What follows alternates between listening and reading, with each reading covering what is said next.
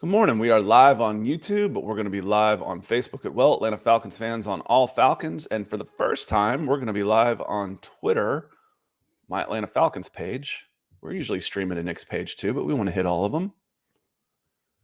And then it looks like we're good. Welcome in, everybody. This is the Falcons Podcast. We go live every Monday and Wednesday at 9:05-ish, right around in that note. We are live on Facebook, on YouTube, and for the first time, we are streaming to my Twitter page, my Atlanta Falcons Twitter page, which I can't remember the name for it. It's like All Falcons or something like that. Atlanta Falcons, All Falcons ATL, I think is what it's called. If you're there, you know what it is. Appreciate having you there. Make sure you hit like, check in, see what you say hello. If you're watching from a new spot, let us know. My name is Scott Kennedy. I am in Atlanta. This guy over here, he is Nick Kendall. We've been doing this for almost 3 years together now. Actually, maybe over 3 years together now, Nick. And we have a good time doing this. We're going to talk some Falcons this morning. We're glad to have you with us. Nick, how are you doing this morning? I'm doing pretty well. I had a good time up in the North Cascades this last week. Did some hiking in a mountain cabin with some friends and saw all the fall colors. And looks like the rain's coming starting next week out here. So that sun setting on that good weather window we have out here in Seattle, and getting excited for heading off to Denver to see a lot of Broncos folks next week. Yeah, the last couple of weeks here in Atlanta have been just perfect. Just perfect. It's been a little dry. I could use a little rain, but that might be coming this weekend too. So it has been just perfect. Falcons coming off a big win. It was an important win. You know, we talked about that on Monday, that the Houston Texans are an up-and-coming team. They were coming off 2 really good wins, including over the Jacksonville Jaguars and the Pittsburgh Steelers. 2-0. The Falcons were 0-2, feeling bad about themselves. They win that game. And statistically, all but turnovers, they dominated that game. Any place you look, they had a pretty significant edge, except the score and turnovers. Funny how those things come together, Nick. I mean, you know me, I'm a kind of a little bit of an old football head sometime. I will scream turnovers. I will scream special teams. Those areas, I mean, what is it? The percentage of a team that is like 2+ on the turnover margin, they win like 90% of the games. If it's 3+, it's like 97. I mean, you got to take the ball away and protect the football. So yeah, the Falcons still winning 21-19, despite having a 2-0 turnover differential, is pretty rare and shows that, protect the ball. I mean, it was good to see, Desmond Ridder, probably his best game of his career. I think that's maybe safe to say on that, but got to protect the ball a little bit better as well. Well, one of the reasons we do this live, the main reason we do this live, is because we like to have an audience that's in here that interacts with us. So we want to say hello to some of the folks that have checked in this morning already. Bubba Gump's one of those. Big Ant says, good morning, Scott and Nick, as well as all you fellow Falcons fans in the chat. That's all y'all. John Harrell, good to see you this morning, and thank you again on Monday for that generous super chat you sent our way. We certainly appreciate it. Says, good morning, Scott and the Falcons family. That's all y'all. That's Nick too. You've been adopted. Kevin F says, good morning, Scott. I'll switch over to Facebook shortly. We'll be looking for you. I'm not streaming it any longer to my Scott Kennedy Sports page for the Falcons page. That's turned into like a big general interest. It's really, it's doubled in size in the last month. And I put all kinds of stuff on there. So I'm not doing a team-specific podcast on there anymore. But I will use my Twitter page. So hopefully you're found us on the Facebook page, which is Atlanta Falcons fans on all Falcons. That's the big Falcons portal. Yeah, and just again, Desmond Ridder, wanted to circle back. I mean, it's obviously going to be a big topic, but 87.9 PFF grade is best so far by a lot this season. 0 turnover-worthy plays. Not putting the ball on the ground. I mean, that's what you want. You want that confidence in there, and he outdueled C.J. Stroud, who had been the flavor du jour for the young quarterbacks, and Ridder had a great game, and excited to see that for him. Let's see if we can stack him now. Yeah, Silas Draven says, good morning, everyone. And that's what we talked about last week. I asked you after 4 subpar games in a row, but the last one was maybe his worst one in Jacksonville. We asked, is it too soon to pull the plug? No, it's not. It's not. Is it too soon to say you've got the answer? Yes, it is. It is. There's, I said on Monday night, see if you agree with me. I said, you're really not even sure after the first year. We could get into year 2 before we've really, truly got an idea of what we've got here in Desmond Ridder. Yeah, and fair or not, because of his draft status, he's not going to get the same opportunities runway as other players are. I mean, we kind of see some still too early to say it's going to work out, but some patience and just, I guess, opportunity. And you have Zach Wilson looking as competent as he's ever looked. Justin Fields has been on an unbelievable tear the last 2 weeks. The sample size is minuscule. We'll see how it plays out over time. But yeah, no, he played extremely well, and that's a solid, well-coached defense that the Texans have there. So hats off to Ritter. If he can keep playing like that, this is an Atlanta team that probably wins the NFC South. We can get into that a little bit too, because the Saints are 3-2 as well. The Buccaneers are doing well. The Saints, I don't believe, have been tested yet, really at all. Well, we can get into that as well. I'm not knocking the Saints.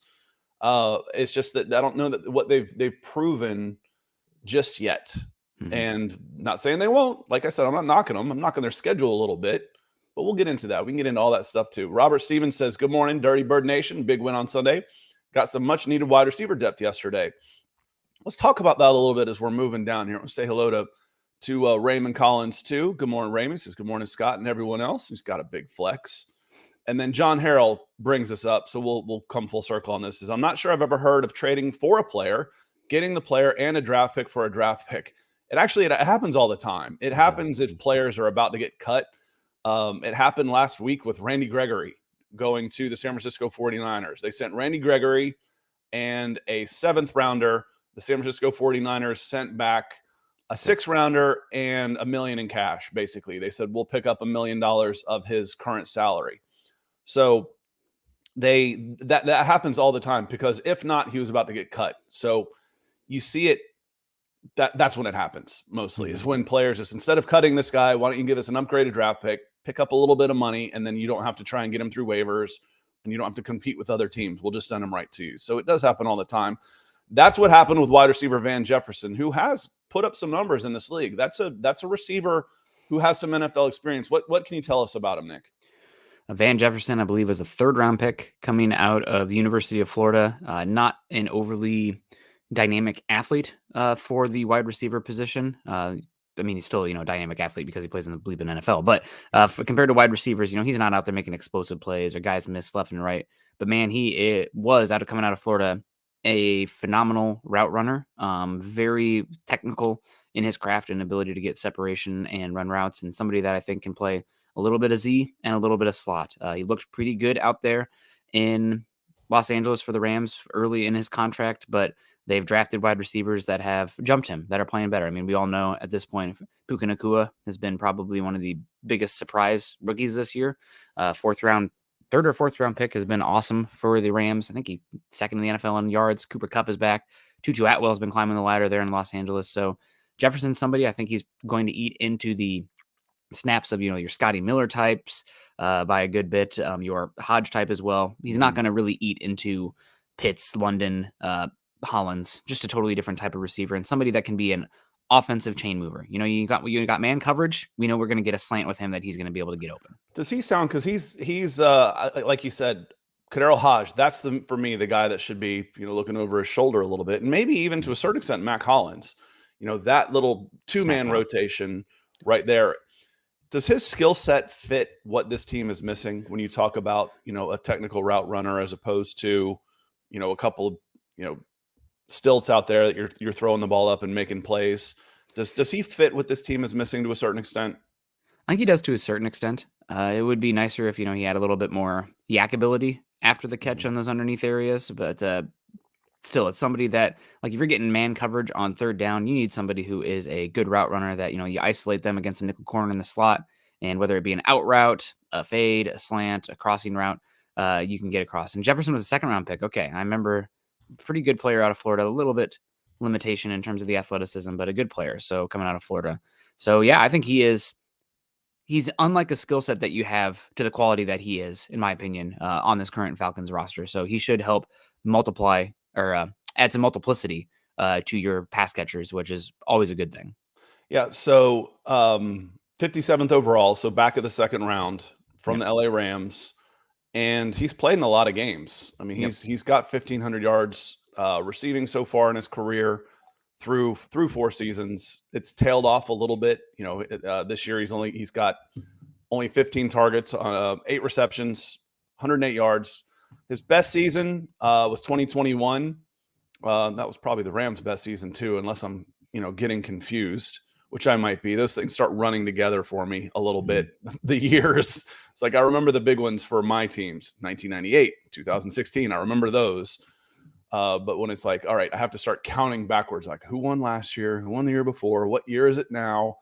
I don't remember if that was our Super Bowl year or not, but that year he started all 17 games. He had 50 catches for 802 yards and 6 touchdowns.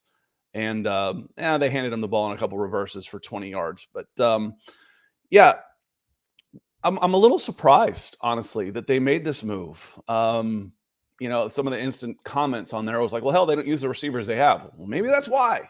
We've talked about them needing a legit number 2, somebody with some quickness, a jitterbug type, a Tank Dell type. How might he have fit into this offense? But it didn't cost him anything, and I wonder if one of these guys might be nursing a little bit of injury. It costs him some money and flipping a 6 for a 7. No big deal. Low risk in that move. Yeah. Again, just adds diversity to your wide receiver room and upgrades on the Kadarrell Hodge / Scotty Miller profile, in my opinion, whether it be slot or Z. You're going to figure out a way to get him out there. The one thing that is a little bit not concerning, but I guess a little concerning, but you already have these weapons that finally this last week against Houston, you're getting them the football, distributing the ball well. I mean, we have good target numbers and whatnot for Kyle Pitts, receiving 7 receptions. Drake London was 6. Yeah, you add another guy in there that might eat away at some of those top players, but from a overall holistic offensive approach, Jefferson's going to be helpful to this team. Also not a small, diminutive guy by any means. You bring up Tank Dell. Tank Dell's fun jitterbug, but if you're asking him to block out a safety or anything like that, or come back and cut block a linebacker, it ain't happening. But Van Jefferson can actually bring a little bit of that to his game. That's a giant prerequisite for what the Rams do offensively. You better bring a little bit of blocking because of how much they rely on that slot player to come in and clear some stuff out. So will Van Jefferson play the next game? Probably not. I wouldn't expect to see him this week. He'll be on the 53. It wouldn't surprise me at all to see him inactive. It's a lot to take in for in just a few days. There's a question in here. John Robert comes in and asks on Facebook. He says, do you know his 40 time? He didn't run at the combine, and I just looked at the pro day. He didn't have a pro day number. The best thing I could find was Jim Nagy, who does such a great job with the Senior Bowl, that his max speed at the Senior Bowl, he couldn't run at the 40.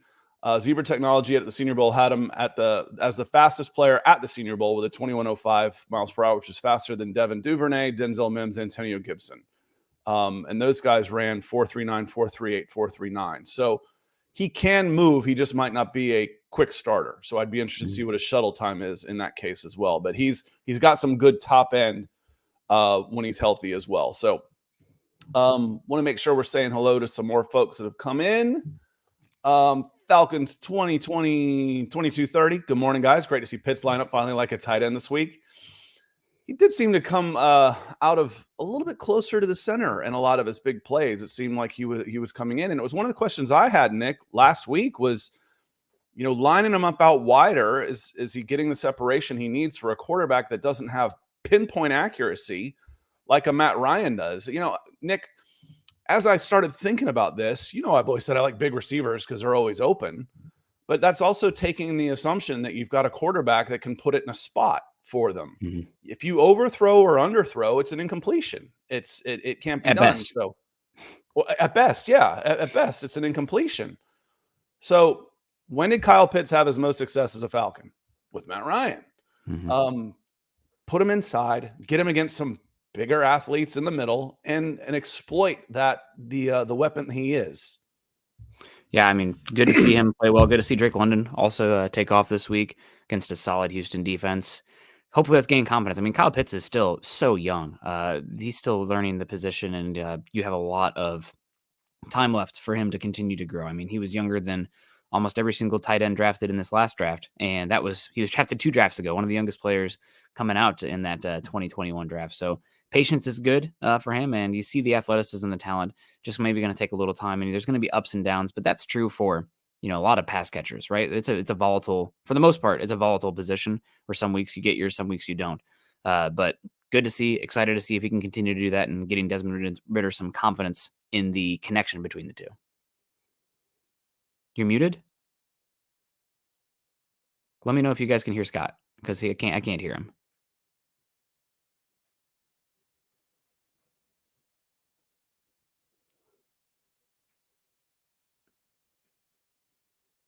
I can't hear Scott, so no, you guys can't hear him. The bottom of the screen, is it muted? No, it's me. I coughed. Okay. Yeah, There I you go. shouldn't do that. That's why I put the blinking light up here on top, and I still don't look at it. Kyle Pitts turned 20 years old. Not turned 20. He started his Atlanta Falcons career when he was 20 years old. His birthday's in September. His first game was 20. Calvin Ridley was 20 years old in December of his senior year in high school. He aged out. He was already 20. So yes, there is time in there. The concern, like I've said before, is burning the rookie contract, which is okay if he becomes the guy you want. You don't care what you pay him, honestly. If he becomes one of the greatest tight ends, period, you don't really care what you're paying him. But it's nice to have those rookie contracts. But I noticed, Nick, he had a big old wrap on his leg, on his upper leg. They were wearing those black pants, but when he was getting up, it'd stretch. And I saw a big wrap around either his hamstring or his quad, but it went all the way around his upper leg. I'm like, all right, how many times have we talked about the muscle injuries that follow knee surgery? It's almost 100% of the time these guys have a calf twitch or a hamstring or a quad or a hip or something that goes along with it, just because those muscles haven't been used in the same way for so long that when you go back to full speed, something gives. So I wonder if that's been slowing him up just a little bit. Yeah, it's certainly possible. He's not looked 100% this year in his gait and his route running as well, although because he's so big and with the mass and whatnot that he carries, will be hard for him to ever be a phenomenal route runner. Needs to get a little bit more crafty savviness in those zones versus becoming a truly dynamic route runner. But yeah, he's going to be fine, and excited to see him continue to hopefully stay healthy and get out there and Ridder gain some confidence between the two, because Kyle Pitts is a special type of talent out there, and the league is better for him hitting his ceiling. Kevin's made his way over to Facebook. He says, "Good morning, all. I intentionally didn't open any negative Ridder comments, and there was plenty of them. It was a good choice." Yeah, there will be negative comments about, there's a million Falcons fans. There's going to be people that just flat out don't like one player or another. We were negative about his play the last couple of weeks, but fair. I try to say you can be negative and fair. We can be critical but honest and not just seem to have an agenda. Ridder played great. I want to see more. I'm not ready to anoint him as the Falcons can forget about quarterback for the next 10 years. We're not there yet. He played great. Now stack it up, kid. This team's rooting for you. You're obviously very, very well liked within this organization. Keep it going, kid. Yeah, and I do think that this game does extend his leash a little bit, right? We were always saying the bye week, the next, 6 games? Now it's 5 games, something like that, where I was like, that's probably where you make a choice to look at that. Now, if he was playing absolutely dreadful like he was the previous 2 weeks, then maybe that cuts down a little bit because you're still right in the thick of things in the NFC South. But this definitely extends that leash a bit. And even if he comes back next week and is like he was the weeks prior, you still have that other one to lean on and hopefully build on going forward. Yeah, and we'll get into this one because this is the worst defense that the Falcons will have played so far with the Commanders. Not only as far as their rankings go, but they're 31st in scoring. They've given up, who 32 is, Nick. Yeah. They've given up a lot of top in the top half of any categories. Their rush defense has been poor. This is a time to get right a little bit and lean on that defense and open things up just a little bit. Good morning, Michael Ranquillo, coming in from Tucson, Arizona. Good to see you. Mario Lindsay says, good morning. Good morning to you as well. Brad Clark, good day. Rise up. Keith and Ellen Johnson are here. Good to see you. Anthony Shea, hello there. And Anthony says, our O-line will have a challenge with the Commanders' front four. For sure. Their defense overall has given up a lot of points, but their front four is still good. Are they better than what they faced in week 1 with the Panthers, Nick? Ooh. I think it's probably equivalent. I mean, it's so close. I actually probably would go with the talent the Commanders have, just because they have multiple guys in the interior, and I think Brian Burns is a little bit more wishy-washy this year with all the trade talks and whatnot. So, I mean, I don't know if anybody will play in this game will play as well as Derek Brown did against the Falcons, but I mean, you have Deron Payne, you got Jonathan Allen, you got Montez Sweat, and you got Chase Young, who's had the flashes that look pretty darn still like that second overall pick when he has the flashes. It's not what they expected, obviously, but yeah, I think the defensive line for Washington is more talented. Doesn't mean they're going to be better. And the big thing that's been a absolute, sinking hole for that ship of the defense has been first round pick Emmanuel Forbes. I mean, he has been dreadful out there for the Commanders. They've been picking on him left and right. He's having issues with tackling in the open field. Who would have thought, a 160-pound cornerback would have had some issues in the NFL? But it took him over some good cornerbacks too. I remember doing the show with you, Scott. We were both pretty shocked when that one came in over Christian Gonzalez. That's right. Was he the Maryland kid? No, that was Deontay Banks, who went to the Giants. He went high. He was a little bit surprised that he went that high. Forbes went 16. And he was the second cornerback taken, I believe. And he was the one. I don't even remember talking about him leading up to the draft as a thing, hardly. He was the one who had the crazy amount of pick sixes at Mississippi State, but had the really weird body type. I mean, he looked like skeletal, and it's like, what does that look like in the NFL? He's in the 0th percentile in weight. So he's really struggling early on, both in coverage down the field, but as well as in the quick pass game. Teams are just, blowing him up and he can't make a tackle. So I'm expecting a lot of trying to get Emmanuel Forbes isolated in space against your big-bodied guys. Golly, Drake London and Mac Hollins will have 60 pounds on this kid. Yeah, he's so skinny, and he's tall too. It's even a weirder body type. Like he's like 6'1", but 160. That was me in high school. I was skinny. Jay Roper says, "Howdy, Mactown Dirty in the house." Daniel is here as well. He says, "I like the acquisition of Jefferson a lot. More speed and deep threats for Ritter to push the ball downfield or shift the coverage away from London, Pitts, and Hollins." Yeah, anything that can push the defense back is just going to open up the running game. And then the running game is going to bring guys in, which is going to open up big plays. So it's all synergetic. Atlanta Dog 88 says, "Good morning, Scott." And Nick, rise up, go Braves. Big Ant is here. Yeah, he says rise up and go Braves as well. Anthony Shea, Jefferson is a good vertical threat, and that may spread defense out as well. Yeah, the numbers on the speed were really good. He had a foot problem when he was going through pro days and combine, so he didn't run there. But he did participate. I don't remember him. That may have been the year before I went down there. I started going to the Senior Bowl the year after that. Yep. Alberto Molina, good morning, fellas. Do you see any more trades coming up? This is a good question. It's hard to predict. I mean, I bet if I scroll down a little farther, I can find some people asking for Danielle Hunter, and that would be a really nice one. I saw a comment yesterday on Twix that said if the Falcons, redo Grady Jarrett's contract, then they're going after Danielle Hunter. They don't have to. They don't have to do any of that. They can absorb Hunter's contract for this year, give him an extension and all those kind of things and lower it. And they absolutely can go after him. So we talked about, Nick, the silliness of talking about Lamar Jackson and all of that type of thing. It's just, please stop, national media. He's not leaving Baltimore. There's a chance Danielle Hunter could leave Minnesota. Yeah. That's a guy they should go after. Yes, I agree completely. I mean, obviously the medical checks would be big for him, but you're coming off a game with Houston where you had 4 pressures in the entire game. I mean, that's not going to get it done for you guys. I know the edge rush, the interior defensive line is solid, but you really do need a guy that stirs the drink, so to speak, at edge. And if Danielle Hunter is available, I think you take that shot. I'm still somewhat intrigued by Chase Young too, although I think they didn't accept his 5th-year option, so it's maybe just this year as well. Maybe that's a better thing, so you're not on the hook for all the guarantees next year. I don't know. I know that I've heard that's maybe actually a detriment for trading Jerry Jeudy, is that guaranteed next season.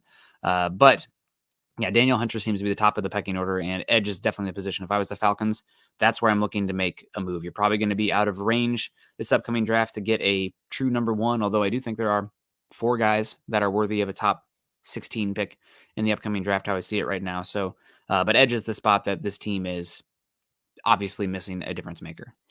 Yeah, I was amazed at how well they held a good passing game in check with almost 0 pressure on the quarterback. Mm-hmm. And at times it felt like that was the game plan because they were so ineffective at getting to him. I'm like, okay, well, they're just hemming him in and a little horseshoe around Stroud, let him sit in there and get antsy and miss throws. And that worked.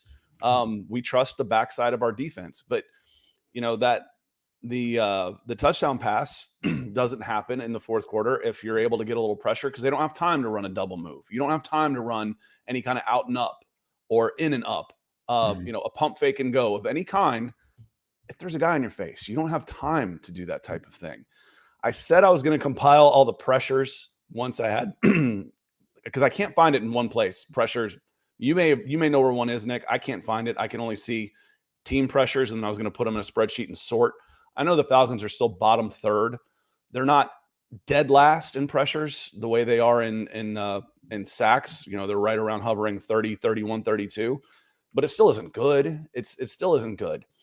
No. You're able to put two guys on either Grady Jarrett and David Onyemata, and it's usually Grady Jarrett, and then single up on the other guys and, block 4 with 5 guys. That's really dangerous on the backside of your defense, Nick. Yeah, I mean, even in this game, Stroud had the average like 3.2 times to drop back. It's got to be able to get after it a little bit more than the Falcons are, and that's definitely the area that they're missing. I think they're playing sound football in the back end. I think the back seven's doing well. I think the run fits are well as well. Believe me, that's something you should not underappreciate given what I've seen in Denver this year. But the ability to pin your ears back and get after the quarterback is still missing. I mean, Grady Jarrett, Calais Campbell, good interior guys, but just the position of the field and the spacing you have, it's always going to be edge over interior defensive line. Those interior defensive line Aaron Donald types are absolute unicorns, like Jalen Carter's. Unfortunately, don't be careful saying that because there's one up in Philly that is going to trigger Falcons fans. It's doing pretty damn good right now. Yeah, he's been unbelievable. I mean, that said, it's not like you missed with Bijan Robinson. No, you did not. But yeah, will be interesting to see what happens. And Anthony says the big debate I've seen across the board is we should be shopping for defensive tackle or defensive threat. What do you think? I don't know about defensive tackle. I feel like you're pretty stacked there, but edge, absolutely, you should be looking for edge. Yeah, edge on the outside, which we hit. And there's a lot of questions in here about that. Hopefully we answered that question for y'all because it's a big topic. You should be looking for edge. And right now the guy looks to be, is available, is affordable. And you make him affordable. But is Daniel Hunter, Minnesota Vikings? That's the guy to keep an eye on. And Atlanta Dog, I saw that question too. A lot of trade deadline questions. Chris Walker comes in on Facebook. He says, when is the trade deadline this year? I think it's Halloween Day. I think it's the 31st, which is, that's a Tuesday. So it's October 31st at like 4 p.m. So it's Halloween Day. That one's easy to remember. It's always the last Tuesday of October. This year, that is October 31st is the trade deadline. Want to get into some of the. Let me hit Candler real quick. I'm just going to flash this and I'll read it because it kind of hides us under here. But Candler, appreciate you coming in. He says, "Good morning, guys. Glad I could catch the show live. Happy about the pickup of Van Jefferson. Hopefully, it helps out Desmond Ridder, but we could really use some help on the defense. Somebody to free up the double teams on Grady Jarrett. Maybe free up space for Bud Dupree, who's looked good. But your guy over the summer, I think his name is Tejon Spears, Titans running back. You spoke. Russ is doing fantastic, and Tank Dell's doing pretty damn good too. That would have been a nice fit in this offense for what you're looking for. That jitterbug type, I think, is what this team's really missing. Not really missing, but if you could add one skill type of player that is not, superstar godlike ability, it's that jitterbug wide receiver. That typical slot guy might help as much as anything. I mean, yeah, okay, well, give me Andre Johnson, give me Calvin Johnson. Yeah, that doesn't count. That's not what I'm talking about.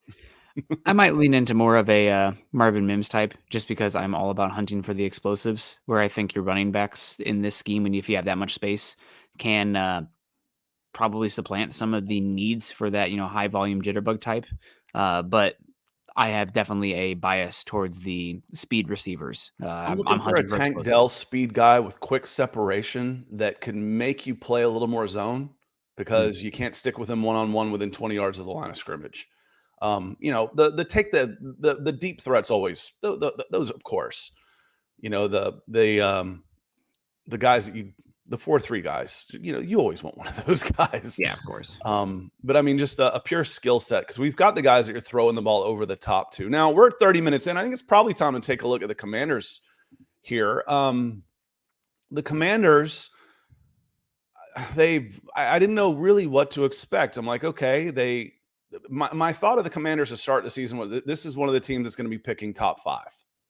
They're just not very good. Sam Howell's okay. Well, one, Sam Howell's playing a lot better than I thought he was. 2, they come out of the gates 2-0, but they did it against the Cardinals and they did it against the Broncos.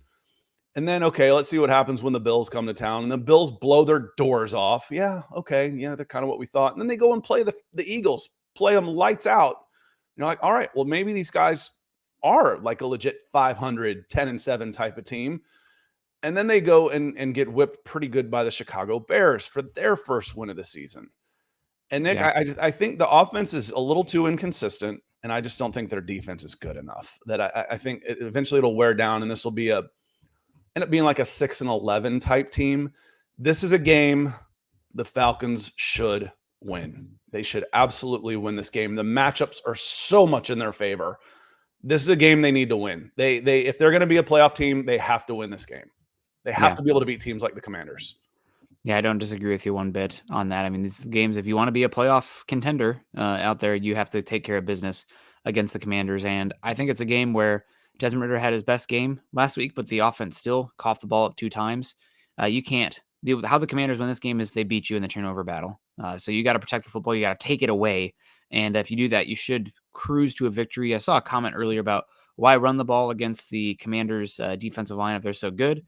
Well, I think you want to do that because then you make them stay in their lanes a bit when they rush the quarterback. It's not going to be we can pin our ears back because we know you're dropping back every time. It's a different mentality when you have to play the run on top of the pass from the defensive line. So you want to keep them honest and be physical with them. It's like we talk about it, Scott, in boxing terms, it's body blows with the run game. You make them play more honest and protect the quarterback and your offensive line in that regard. And frankly, Nick, you don't really stop the rush with your front 4. There's too much space out there. The running backs are too fast. The numbers are too far against you. The front 4, where those guys really come into play, is one, can they hold their space and free up your linebackers? Can they free up a safety cheating in?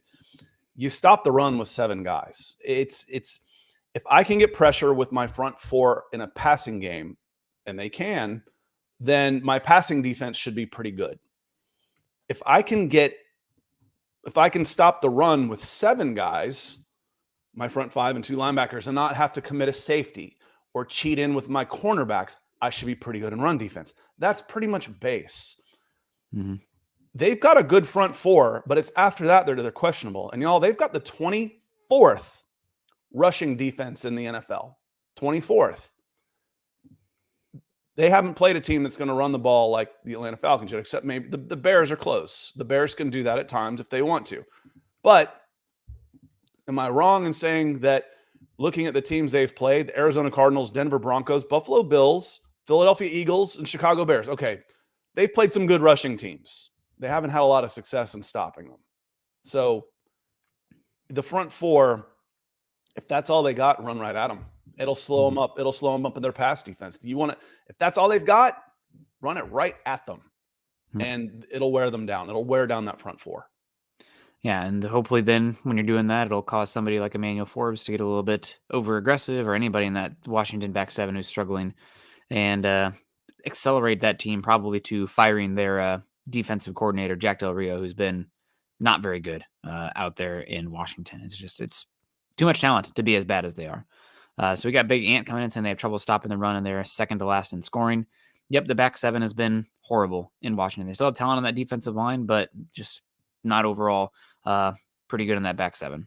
Yeah, they're giving up a lot. They've played some good offenses. Like I said, I went through the teams they've played, and they've played the Cardinals, they've played the Broncos, the Bills, Eagles, and Bears. And we're not quite sure what the Bears are just yet, but Justin Fields looked like like he was playing college ball. 300 yards, 4 touchdowns, no interceptions. It's only the second time he's had 4 touchdowns in a game. It just happens to be 2 weeks in a row. DJ Moore baptized that secondary too. I mean, they even called that play wrong when they said he stepped out. That should have been another DJ Moore touchdown. It's just, yeah, he just obliterated them. Jason B says, when are we getting that edge, Scott?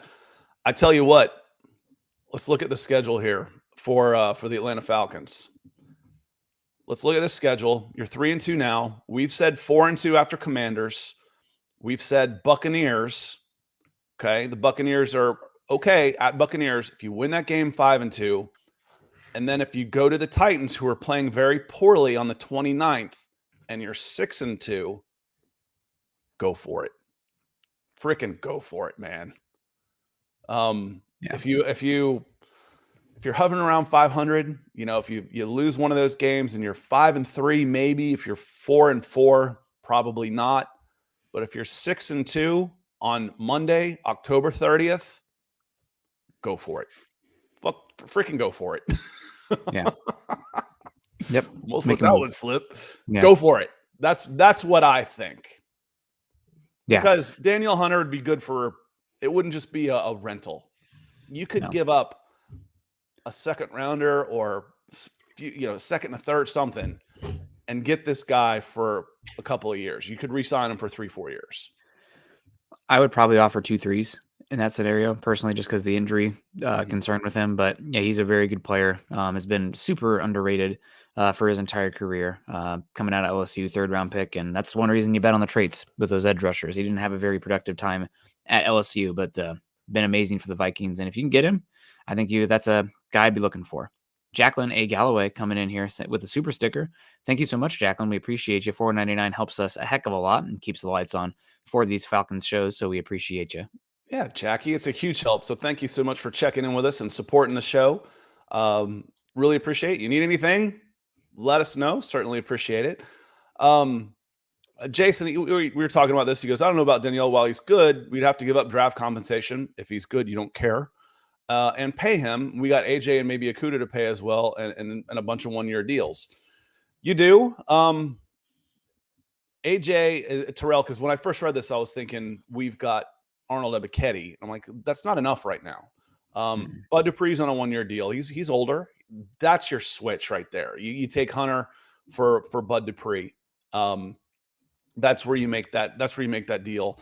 But there's going to be money that will be available to do this. If Danielle Hunter is available and it's not overly expensive, cost prohibitive from a draft pick perspective, I'd be all in for that. I would sanction that move, Nick. Yeah, and just you talked about it earlier, and I did find the data for pressures, and honestly, it's pretty surprising. It paints the Falcons in a very good light in terms of being a positive regression candidate for pressures. So far this season, they have, let's see, About 69. The number 1 team in the NFL in pressures is the Eagles, who have 63 pressures through 5 games. But the Falcons are in here. God, I just saw them. They're about, let me see, 1, 2, 3, 4, 5, 6. See, they're counting them differently. Then this isn't an official stat, because I looked through all of this. I started looking through these the other day, and PFF has the pressures for the Philadelphia Eagles at 109. Okay. So I'll run through. I promise y'all. I'll run through the PFF pressures and see what they think, because they've got the Eagles at 109, and they've got the Atlanta Falcons at I think it was like at 69. Okay, well, they got the pressures. They've got them at 69.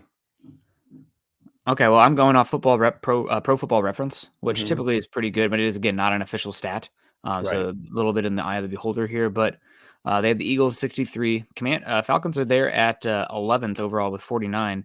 The pressure rate is also the 5th best in the NFL. So what does that say to me? Sacks should come. Right now, you're getting after the quarterback. Sacks are fluky and fluctuate a lot, but typically pressures are more predictable and consistent. So overall, it's like a good baseball hitter. You're making good contact, but your batting average and balls in play is extremely low. That's going to normalize here at some point coming up. And I would also take a look at, okay, what is your average exit velo? Are you putting it in play, but are you hitting it hard? Yeah. They've only got 22 quarterback hits, their pressures. So, they might be pressuring him, but they're not getting to him in time to really affect him. 22 quarterback hits versus let's use another good defense. The Eagles are an anomaly. I swear they are. I'm going to use the Baltimore Ravens. The Ravens have hit the quarterback only 18 times. No, Yeah, they've hit they're them, terrible. but it says they've got 18 times with 18 sacks with 108 pressures. So again, half the time. Yeah. So again, I think you can do more. I think you can do more there. How would you attack? What we hit on the defense. We know what the Falcons are trying to do. They want to run the ball. They want to take their shots. They want single coverage on the outside. They want to establish a run, play action off of it. How are the Commanders with the 18th overall offense, the 12th passing, 24th rushing offense, and 17th in scoring? What are they going to try to do to attack this Falcons defense? I am guessing that they're going to try to isolate Jeff Okudah as much as they possibly can and try to match up him with either Terry McLaurin or Jahan Dotson and get some vertical shots. Sam Howell is playing aggressive football, bordering on greedy sometimes. So he's going to take some shots down the field and try to push the ball, hang in the pocket a little bit long, and they'll be aggressive and try to push the envelope a tad. So that's what I expect them to try to do. They don't really have much dynamism in the run game. They have Brian Robinson, who was a 4th-round pick, I believe, out of Alabama. He's fine. He's like one of those classic, like you can find a running back, use them up, and then move on to the next guy kind of things for them in that backfield. So we will see how they go. But I mean, the offense is going to go as Sam Howell goes. He's a volatile player right now, and he's aggressive. You want to take advantage of that aggression. If you can do that, you should win this game. And I keep an eye on Curtis Samuel, assuming he's healthy. They like to use him in a variety of different ways, lots of motion, swing routes, quick stops, that type of stuff. So keeping an eye on him in that direction. Looking at their PFF grades for the team, it looks like their offensive line is playing okay. You've got Charles Leno is highly graded. Sam Cosmi's playing pretty well. Curtis Samuel's right there. Brian Robinson, he's a handful. Terry McLaurin has killed this team the last couple of years, and one of them was with Taylor Heineke the last time the Commanders were at the Benz, keeping Heineke and extending those plays, which Howell can do. So they're going to have to keep him in the pocket as well. Yeah, they got to keep him in the pocket. I think this is a game you'll have some normalization with the sacks and the pressures. I mean, Howell is super aggressive, and I kind of saw it this last week with my my Iowa Hawkeyes as well. I think they're dead last in the NFL in college football in sacks, but they also had the fastest snapped release of any team in football. And then they play Purdue, who was terrible at that, really aggressive, and Iowa had like 8 sacks or something in the game. I expect you to get after the quarterback here a tad because Howell is going to be aggressive, and he tries to play in the pocket like a bumper car. He is thick, but he's not, Anthony Richardson, Josh Allen out there, which sometimes he tries to play that kind of guy. So should be able to bring him down. You do. Because he is thick, though, you need to come at him with intention of taking him down. Little arm tackles or whatnot, he can escape those and then make plays down the field. So good technique, good discipline when you are finishing him in the pocket. Yeah, I feel pretty good about the linebacking core. We'll see if Troy Anderson is going to play a little bit more this week. Landeman has done a very good job of doing his job in that spot. Mm-hmm. And then Caden Ellis, I'd like to see him get a little bit more of a free role where he can start attacking the line of scrimmage, because he was really good at that last year and he hasn't really been used in the blitz game. Terry McLaurin in 2 games, he has 10 catches for 171 yards and 2 touchdowns, which isn't a ton. I mean, it's a lot, but it seems like all of those catches come in the most critical moments. As that the Hail Mary? Walk says, McLaurin is a Falcons killer. Keep that guy pretty well shot. Make somebody else beat you. This time. Breon, good to see you, Breon. He says, I've been impressed with Sam Howell. He's aggressive but smart and makes great reads. Should be a good matchup. He is aggressive. It feels like, he plays fun. Like, I'm not here to have fun. I'm on borrowed time here. I don't know how long before they're going to replace me. I better take my shot. He's got 6 touchdowns, 6 interceptions right now. So that's a 1-to-1 ratio, which you don't particularly like. No. decent completion percentage, though. So the ball isn't hitting the ground very often because he's completing it at a 70% rate, but he is giving the ball away. Be careful going over the middle, Sam. There's a safety in Atlanta that likes interceptions. And Number one in the let's NFL. put this one on the Jesse Bates for the Pro Bowl reel. Let's have one of those games this week. What do you think? Yeah, it would be a good get for them this week. Tied the lead in the NFL with 3 interceptions, and he's got the Q rating now after signing that contract also. So Jesse Bates, Pro Bowl, maybe, I mean, all pros matter more than the Pro Bowl, but he's trending that direction this season. Also did want to give a shout out. I thought Richie Grant flashed a tad in this last game as well. So hopefully we will continue to see that from both those players. I mean, he had 3 tackles overall, one run stop as well. I've been tough on Richie Grant, but I think that obviously playing second fiddle to Jesse Bates helps a tad, and I think he's been better out there this year. John Harrell, thank you. I do this live, and sometimes things get confusing when we go live. Troy Anderson's out. He ain't coming back. Apologies. I had concussion in my head again. No, he's out. He's not coming back. Big mistake on my part. Apologies. So, yeah, get well soon, Troy. And sorry about that, Falcons fan. That was a mistake on my side. It happens. Injuries kind of run together, especially when you're covering 2 teams. The stuff kind of runs together. So yeah, Anderson, I do think they miss him in terms of the blitz packages, but I've been pretty impressed with Landman. He's, obviously has limitations, but he plays well in that funnel and makes plays he needs to. I even had a hit in this last game as well. So they've been fine there. Do they have, true elite dynamic difference makers at linebacker? I don't see that, but they've been more than adequate. Jordan says, good morning, guys. Glad I missed the show. These next 4 to 5 games can be a huge run for us. Absolutely. I mentioned we talked all year about the schedule and how it isn't that tough. It's gotten tougher. The Commanders, I'm not sure. We're just not really sure who they are. Are they the team that, that loses to the Bears? Are they the team that goes toe-to-toe with the Eagles? We're not sure yet. It's still a little too early to tell. But the Buccaneers are sitting there at 3-1. They had a bye week. They're favored in this game coming up in 2.5. But what does their schedule look like so far?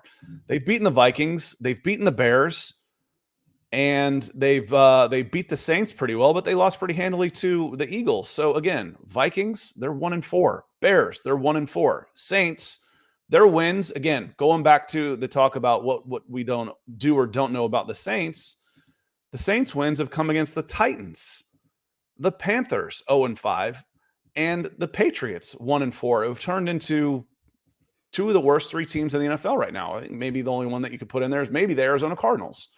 So we don't really know what we've got with these winning records. They're better than we thought because they are winning these games, but we still don't know what we've got with the Buccaneers and the Saints. And frankly, for the Atlanta Falcons, if the Falcons are going to be a playoff team, they're going to be an upper echelon NFC team this year, they got to go beat the Commanders. This is a team they have to win. I mean, it's not a must-win game, but it is if you are the team that you want to be and expect to be, then you come in and take care of business against them. So that's a big one. Justin's Farmer coming in saying, wait, we got Terry McLaurin. We're talking Washington game. You traded for Van Jefferson, but you're coming up against the Commanders, and obviously you have to talk about scary Terry when you do that. So no, Terry McLaurin would be awesome to get, but talking about that skill set that would fit like a round peg, round hole, Terry McLaurin in this offense. Yeah. Yes. I mean, in any offense, again, he's really, really good, but he's not a guy that's like, okay, if I were to go get Justin Jefferson, does that take away from what Kyle Pitts and Drake London want to do? Well, yeah, it does. It should. Yeah, it does. Okay. They can play in the slot and stuff too, but it does. But McLaurin, I can drop in the slot and I can move him all around. It's a little different. And Justin Jefferson, it's best receiver in the league. And Breon agrees with you. So do I. Richie Grant did play better, and it's good to see him making those steps. That certainly matters with him because he was drafted. That was a premium pick on a safety, and you need him to play at that level. Dwayne comes in. He says, "What's up, Scott and Nick? I'm elated to catch y'all live. Good to see you." He says, "Ritter's not dead yet." Great job, gentlemen, dropping those good comments, and we certainly appreciate it. Good to have you here. So the Commanders are not hard. They're just in a division with the Eagles. And they played the Eagles toe-to-toe, but then they turn around and lose to the Bears. Now they've had some time off. They've had a little extra time to prepare. And they're coming against the Falcons, coming off a good win against what's their record at home now? It was pretty good last year. Was it 6-2 last year? 3-0 this year? Yeah. So they're playing pretty well at home. It still really bothers me to see that lower bowl half full. And if it is full, it's full of other teams just because of the way they've screwed up selling tickets to actual Falcons fans in this city. But those of y'all in the middle and upper decks and who forked out the money, God bless you. You're making a difference out there. So certainly appreciate it. No, Justin, yeah, we didn't get Terry McLaurin. We were talking about Terry McLaurin facing Terry McLaurin. Sorry if that was any as bad as I screwed up Troy Anderson. I probably said McLaurin's headed this way too. No, and just to be clear, Justin's coming in late. What receiver did the Falcons trade for? They traded from the Rams, Van Jefferson. So we're not talking about trading for a Commanders receiver. We're talking about previewing the Commanders-Falcons game. And Keith and Ellen Johnson comes in, says Desmond Ridder seems to be reading the field a little better, not staring guys down, just a little bit more confident coming forward. Granted, Houston's been playing good football, but Derek Stingley is out, right? Hamstring injury. Secondary is lacking. So I love Jalen Petrie for the Texans, but they're missing some guys in that back end. So want to see him stack it and get a little bit more confident. The bar was pretty low following those 2 weeks prior, but definitely probably the best game of his career, and hopefully he can continue that. Yeah, and I agree with what the Johnsons here are saying, which is you saw him start one way, smoothly go to the other read and release. That hasn't happened this year. That hasn't happened. It's like I'm watching, and then I get nervous. Then someone gets near me, and I fall down. I get sacked. It's been he's using his eyes to manipulate the defense. It was a big step forward for him this last game. Hopefully he can continue and not take 2 steps back. That's what we're going to find out, because this is a team he should have success against. The running game should work, which should open up the passing game. The defense has been playing phenomenally. This is a team at home. Again, I'll say it again. The Falcons should beat the Commanders. Will they? We'll see. They got to take care of business. That's why they play them. But this is a game to be who they want to be this year. They need to win. Yeah, without a doubt. Hopefully we'll be better. And let's see, FPI has the Falcons winning this one 58% of the time. So that's a good one. And I don't see what the spread is exactly, but should be feeling pretty good about 4.5. I would expect it a little higher. I'd have guessed to 5.5. It's actually 2.5. Wow. Yeah, it's 2.5 with a 58% win on ESPN's Game Task. I'd set it about 4.5. So at 2.5, I don't like advising the teams that I cover. There's too much recency bias. There's too much emotions in there. I really care about this community in here. I do not like doing that. So you try and recognize that bias and adjust for it, but it's really hard. So I do much better picking games that I'm not involved with. But I feel like -2.5 slow. I feel like the Falcons should win this game by 6-7. Yeah, I probably would have set it at 5.5. So I don't know. We'll see how it plays out. And I expect the Falcons over-under on this. Off the top of my head, the way these teams are scoring points, I'd say 42-43. It's 42.5. Ha! There you go. Don't touch the over-under. Yeah, 42.5. It's a good question from Jordan right here. This was a trending topic. You know who's calling this game for CBS, Nick? I saw it was Matt Ryan. Yeah, Matt Ryan calling the game. Excited to see it. I'm curious. I think there's going to be some Falcons fan. They're like, well, God, why is he being so rough on us? He should be cheering for us. Well, he's national media. He might overcorrect a little bit to not be biased, which everybody should appreciate that situation. Yeah, he might be overly critical. That happens a lot. And, Kirk Herbstreit's hated by Ohio State fans more than just about everybody. And whenever you hit the level that Kirk Herbstreit has, you're going to have your legions of haters. I think he does a really good job personally. Try and be fair. And we all hate the announcers. I think Kirk Herbstreit does a really good job. There's a lot of these guys I really enjoy listening to. And Breon Green says anyone's better than Vilma. That's not one of the guys I enjoy listening to be frank. So I would agree with you on that one. We are just about to get out of here. We're at 55 minutes. We're just about done. Prediction. Let's go ahead and get that out of the way as we finish off here. Yeah, I think the Falcons are going to win this one 27-20. I think that they'll be able to take care of the ball. Like I said, it's going to come down to turnovers in that regard for this team. But Washington's going to put the ball in harm's way plenty, and that back seven has struggled a lot. So I think the Falcons will take care of business in this one. I think Ritter will probably look okay in this one. He won't look, I don't think he'll look as good as he did against Houston, but I'm expecting the run game actually to get a little bit going here. I want some Bijan Robinson highlights coming out of this one. And I'm still a big fan of Tyler Algier. I like seeing those guys get loose in the secondary. I like seeing the tight ends run. Someone else mentioned it earlier, so I'm ready to see some yards after the catch. I want to see Kyle Pitts in stride. I want to see him in the backfield with guys trying to drag down this beast that are 50 pounds lighter than him. I want to see that. He's making catches, but it's a lot of elevated catches. It's a lot of turns and boxing out. I want to see him running. I want to see him catching and running. But I like the Falcons this one about 27-17. Jordan Brown's got 28-15. Jason B says 30-10. Cash says 28-10. And again, I see some comments from our Monday shows, and thank you for leaving those, by the way, when you're coming in. We get a lot. Most of our views come after the fact, so leave us a comment. We're checking them all the time. It was the Texans. Texans fans are poo-pooing their team. That's mostly from Texans fans. I'm like, listen, that Texans team was playing well.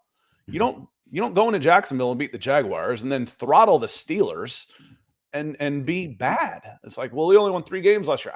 That's last year. I promise you, this team's going to win more than 3 games. That was a solid win. Oh yeah, off to the Super Bowl now, huh? I'm like, no. We said 10-7 after a 4-2 start. They're on schedule. No one's talking crazy here. No one's talking Super Bowl. So we're coming out of here saying everybody's thinking the Falcons beat the Commanders. Well, yeah, I think the Falcons are a better team than the Commanders. I think they're in a better spot in their building of a team. I think they're more secure basically across the board at just about every position in the trenches at wide receiver. They're 3 years into this thing. Yeah, and they're at home. They should beat the Commanders.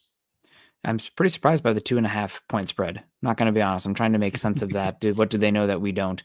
But yeah, I think the Falcons will win this one. It's not a gimme game still. I mean, there's talent on this team, and Sam Howell can go unconscious and make some really high level plays. But with that, a lot of times comes the risk of the turnover. So you got to take advantage when those opportunities come.